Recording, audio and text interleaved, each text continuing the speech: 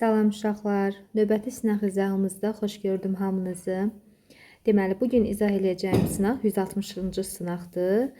Raqif Mərdinov və Məhəmməd Qarakişiyevin İqtisam Tərqib kitabından 160-cı quizlə izahımızı başlayırıq. Deməli, uşaqlar, birinci sualımıza baxıram. Düzgün söz önünü seç deyir. Proposition söz önüdür. Söz önünü seç deyir. Düzgün söz önünü seç deyir. Baxıram ki, burada winter and summer fəsillərdir. Düzdür? Biz demişik fəsillərlə in işlədəcəyik. Yəni on işlətməliyik, at işlətməliyik, with işlətməliyik. Between-lə ini saxlayacağam. Niyə saxlayıram? Çünki between işlədə bilərik məna cəhətdən. Baxın, deyir yaz payızda və qışda bir fəsildir deyə bilmərik axı. İn olsa qoysaq elə məna çıxır. Amma nə deyir? Yaz, payız və payız deyirəm, qış və yay arasında bir fəsildir. Arasında sözünü burada işlətməliyik deyə between işlədə bilərik. Doğru cavabım B olacaq. Amma on, with, at belə işlədə bilmərəm. İnlə, A ilə B-ni ona görə saxlayıram ki, məna cəhətdən tərcüməyə uyğun olaraq düzgün variantımızı seçirik. İkinci sualımıza baxıram. Make up sentence düzgün cümlə qurmaq qaydasıdır. Biz bilirik düzgün cümlə quranda mübtəda, xəbər, tamamlıq varsa tamamlıq, yoxsa növbəti sıralama ilə, yəni yer zərfi, zaman zərfi qurmalıyıq. Baxın, cümləmin mübtədası Məhəmməd Əmin Rəsulzadədir. Məhəmməd Əmin Rəsulzadə anadan olmaq sözü var, görürük. To be born ifadəsi keçmiş zamanda was born ifadəsidir. Məhəmməd Əmin Rəsulzadə was born in 1884, 1884-cü ildə anadan olub. Cümlə quruluşumuz söz sırası belə olmalıdır. Deməli olacaq 5, 1, 4, 3, 2. 5, 1, 4, 3, 2. Doğru cavabım E bəndi.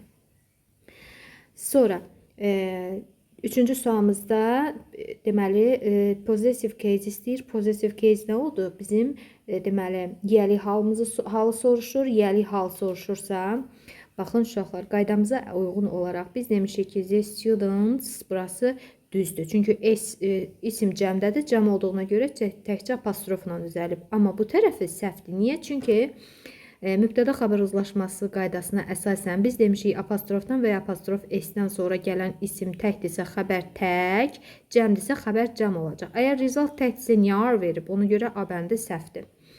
İkinci sözümüzə baxırıq. The student ikinci cümlədə student təkdir, təkcə apostrof qoyub. Xeyr, təkcə apostrof yox, apostrof S qoymalıdır deyə bu da səhvdir. C bəndində the students özü cəmdədir, tək apostrof qoyub, burası düzdür. Results cəmdədir deyə R-la düzgün gəlir, bəli, bu da düzdür. Deməli də doğru cavabım C bəndidir. D bəndinə baxaq nəyi səhvdir? Yenə də students tərəfi düzdür. Amma result sözü təkdir deyə cəmlə verə bilməz. İz olmalıydı, ona görə bu da səhvdir. The students həm S, həm də apostrof S. Xeyr, bu doğru deyil. Bizim qaydamıza ziddir. Ona görə də doğru cavabım olacaq C bəndi. Dördüncü sualdan davam edirik. Dördüncü sualda deməli definition istəyir. Definition reliable, patient, honest. Reliable, yəni həmişə doğrunu deyən adam. Patient, xəstə və yaxud səbirli mənası var. Sonra honest isə, yəni vicdanlı, doğru adam. İndi baxırıq. Deməli reliable-a uyğun gələcək. Always reliable olacaq 1B. A person you can trust. Sənin inana biləcəyin bir insan olmalıdır da. Yəni düzgün adamlara biz həmişə inanırıq axı. Düzgün cavab deməli 1 olacaq B bəndi. Patient olacaq being able to wait for a long time. Uzun müddət gözləyə bilən, yəni səbirli. Burada səbirli mənasındadır. Deməli 1B, 2C, 1B, 2C, 3də A olacaq. Doğru cavabım E bəndi. 3də də nədir? Always telling isə həmişə doğrunu söyləyən adam, vicdanlı adam, doğruçul adam. Ona görə də doğru cavabım E olacaq. Beşinci suala baxıram. Beşinci sualda tag question'dır. Tag question testində baxın uşaqlar. Xəbərimizə baxıram. Have dinə. Have dinə olarsa, have dinə bilirik ki uşaqlar. Have dinə, have supper, have lunch. Bunlar hamısı do, does-la düzəlir. Sualı da, inkarı da. Əgər do, does-la düzəlirsə, have-in özündən qaytara bilmərəm. A bəndi getdi. Will yoxdur axı, will getdi. Sonra yenə have qaytara bilmərəm, getdi. Sonra bu tərəfi təsdiqdirsə, digər tərəfi inkar olmalıdır. Yəni təsdiqlə təsdiq qaytara bilmərəm, do da getdi. Don't say doğru cavabım B bəndi olacaq. They have dinner together every day. Don't say onlar hər gün bir yerdə nahar edirlər. Eləmi? Elə deyilmi? Doğru cavabım B olacaq. 6-cı sualımıza baxırıq. 6-cı sualımızda baxıram ki, nöqtələrdən sonra birbaşa feil gəlib. Birbaşa feil gəlibsə, bu deməkdir ki, o cümlənin mübtədası çatmır. Mübtədə çatmırsa, ora mən who qoya bilərəm, what qoya bilərəm. Baxıram ki, variantlarda when, why, where, how bunlar özündən sonra köməkçi feil istəyən sual sözlərdir. Ona görə onları çıxacağım. Doğru cavabım E qaldı. Who olacaq. Yəni, who decorated the Christmas tree? Milad ağacını kim bəzədi? 7-ci sualına davam edirik.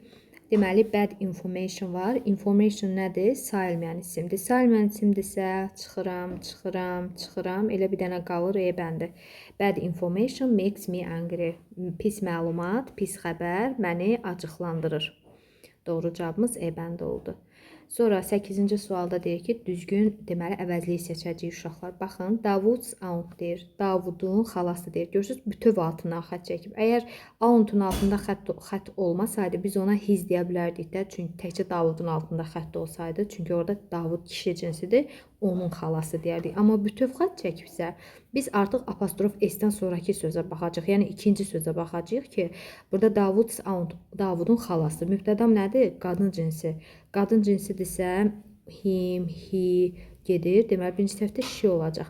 İkinci tərəfdə of-dan sonra təkcə Davud var. Biz demişik, söz önlərindən sonra obyekt əvəzliyi işlədəcəyik. Obyekt əvəzliyi də gələndə də burada da kişi cinsidir. Kişi cinsi obyekt əvəzliyimdə his olmaz, him olacaq. Doğru cavabım E bəndi. 9-cu suala baxırıq. 18-ci sual belədir. Deməli, Davud's aunt takes care of Davud. Yəni, Davudun xalası onun qayğısına qalır. İndi tərcüməsi budur. Davudun xalası sözünü də oyunla əvəz eləmişik. Növbəti sualımıza baxırıq. 9-cu sualda baxıram, burada if var. If olan tərəf uşaqlar bilirik ki, present simple-da olacaq. Yəni, will olmaz və yaxud past simple-da da ola bilər.